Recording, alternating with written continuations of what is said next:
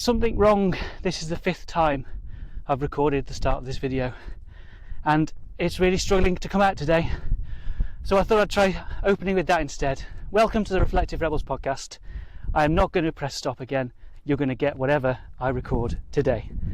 So this is the second ever solo episode, which is maybe why it feels hard, because it's new. And I made a whole list of different topics that I could talk about in terms of what holds business owners back, and I had loads of ideas planned, but something's really been niggling at me last week and this week, and it's been the focus of my attention, and so I sort of felt that the podcast has to be about that. And what happened was I launched the Badass Business Lab, which is my new group coaching program, in January, and last week someone left. They said they spent £450 so far and they didn't feel they got return on investment.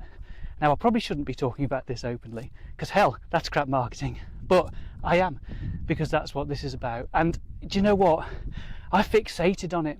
It really bugged me and it really got me down, and I really started obsessing about that person that had left. And in amongst all that, I'd smashed my revenue targets again. I had amazing client success stories that were going on, and things were just incredible. The podcast has launched, so much good stuff is happening, but for some reason my brain was focusing on that one negative piece of news. And I thought, do you know what, if this is what's on my mind, if this is what's getting to me, then that has to be the thing that I talk about on the podcast. So here we are. So what was going on? Well, at the same time I was feeling really busy. You know, the great news about having loads of clients and launching a podcast and going weekly instead of fortnightly and preparing for the leadership conference next month and all those things that are going on is hell. I am busy at the moment. And when I get busy, my natural inclination is to work harder, work more, do more, knuckle down. And when that blow comes, that emotional blow of losing a client, and hits me at that time, my natural reaction is to feel shit and to focus on that. And what I realised when I was feeling shit last week was that I was taking away the things that make me feel good and acting habitually out of a sense of panic. So, you know, I was not going for the run. I was not cooking the healthy meal. I was listening to marketing podcasts rather than my fantastic audiobook that I've got going at the moment. So all of those things, I was taking them away. The things that give me energy and joy, I was stopping them. And I was thinking, I'll just work harder, I'll plan more things, I'll do more. And that reaction was not the right one. But I wanted to explore what was going on in my head. What does coaching tell us about that? And what can we do about it? Because maybe you felt the same thing. Things are actually going really well, but instead of celebrating and feeling amazing, you actually feel shit. What's that about? So one of the first things that is happening here is something called the negativity bias. So you may have noticed, but our brains are naturally programmed to focus on the negative far more than the positive.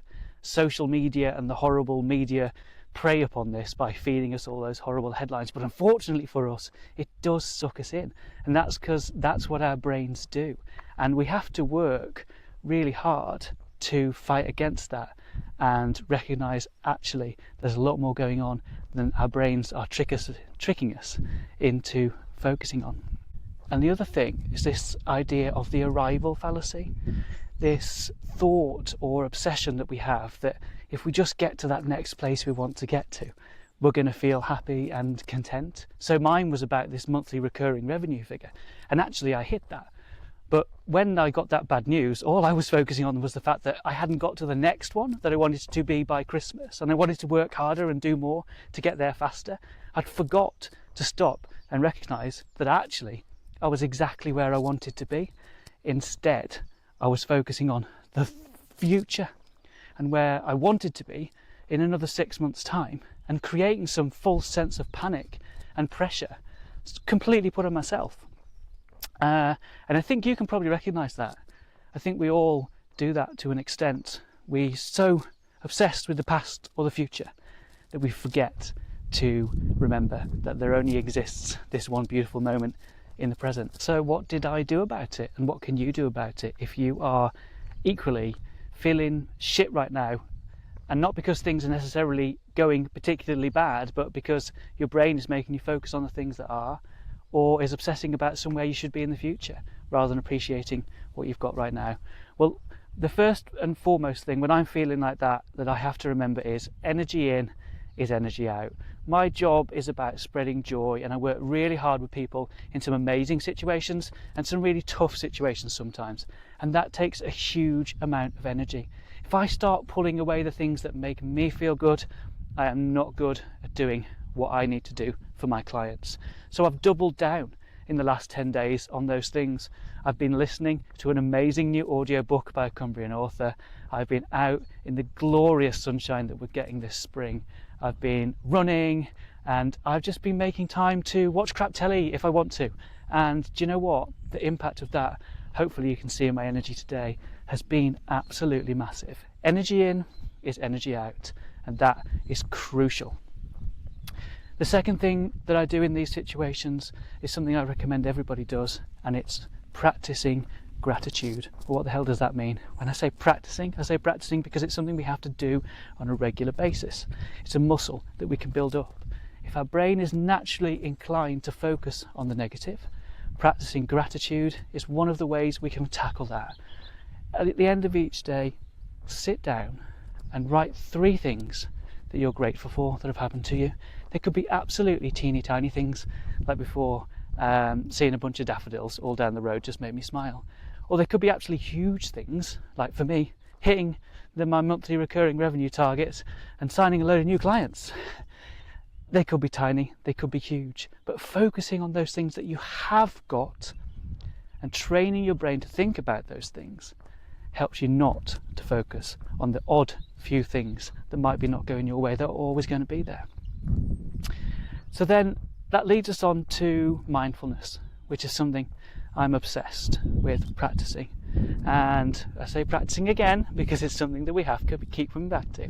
What I was doing is I was worrying about the future, I was focusing on what was going to happen, and I've totally lost my train of thought, but I said I'm going to dig deep and I'm not going to stop this anymore. Yeah, mindfulness, gratitude. Don't focus on where you're going.